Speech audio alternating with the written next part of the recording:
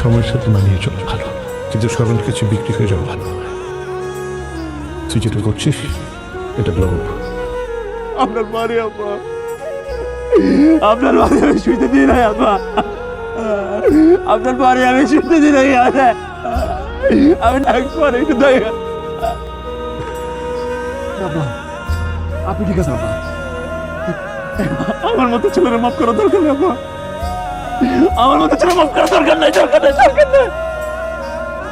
পৃথিবীর কোনো ছেলে আমার মতো ছাড়া কখনো মাফ করা উচিত না আব্বা।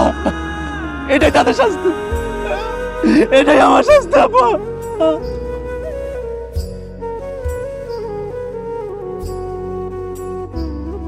আমার আব্বা তার প্রিয় এলাকাকে খুব ভালোবাসতেন, আপনাদের সবাইকে খুব ভালোবাসতেন।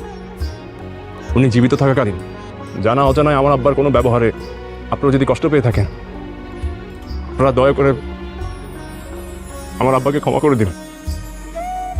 ওনার সঙ্গে যদি কারো কোনো দেনা পাওনা থাকে আপনারা আমার সঙ্গে যোগাযোগ করবেন, আমি আপনাদের দেনা পাওনা পরিশোধ করে দেওয়ার ব্যবস্থা করবো ইনশাআল্লাহ।